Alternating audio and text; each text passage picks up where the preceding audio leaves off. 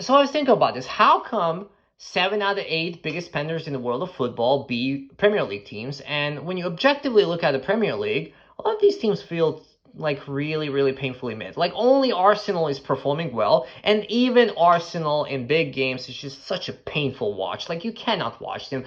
Like 4 at back, 3 defensive midfielders going into opposition territory praying for a 0-0. Like that's the biggest team in England. Like you have 2 starting lines, you have 22 players who could start, and then you're playing this defensive football, and that's the best that the Premier League can offer, and they're going to win the title. And when you think about Arsenal, are they really going to win the Champions League? I don't know. I don't trust them. It's not like I want them to win, by the way. I don't. But historically, no. Question marks when it comes to strategy, when it comes to coaching, when it comes to their health, and so on and so forth. So yeah, you don't really trust them. And that's the best team in the Premier League right now. When you look at the rest of the big Premier League teams, who are spending more money than Bayern Munich, who are spending more money than Napoli, who are spending more money than AC Milan and Inter Milan and PSG and Barcelona, some of them more than Real Madrid, not to mention Atletico Madrid and smaller teams like that. Every single one of them is mid. Like Man United, crap. City, bit better, but yeah, not as good as 2 or 3 years ago. Chelsea's mid. Newcastle is spending more than Real Madrid. Like, what is going on? Newcastle mid.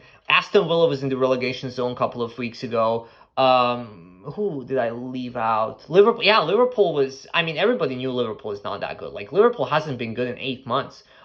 They sort of won the league in the late parts of 2024. They didn't do anything in cup competitions. All of their signings are not good or not fitting in, or something's going on in that club. It's just not good. The problem with a lot of teams spending a lot of money is that the expectations are going to be ridiculously high. Like, a normal fan is going to be like, well, my team has just spent 30 million, or not 30, $300 million on a couple of players. I expect them to win the league. But the problem is every single one of those big teams, I left out Hotspur, but Hotspur is not a big team. Okay, they're just big spenders. I know that they beat us in the final. I don't care. Every single one of these big teams spent a lot of money. So every single one of those teams have big expectations. And what else happens is that when they buy a player from, let's say, I don't know, Crystal Palace or Bournemouth or somebody like that, those teams have ridiculous amounts of money to buy 3 or 4 really good players, which are probably better than that one player that they sold.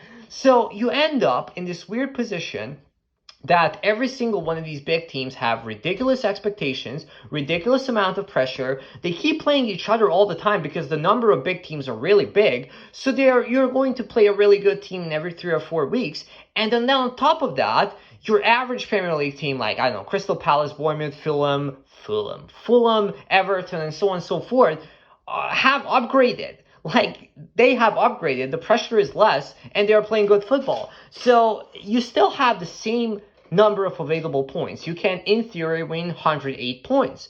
But in reality, every single one of these games are really difficult. So winning a Premier League game and winning consecutive Premier League games is much more difficult than if, I don't know, there would be like 2 or 3 big spenders in the league and then a couple of, decent teams and a couple of relegation battle teams. For example, the Spanish league works like that. I'm not sniffing coke. I'm just kind of, yeah.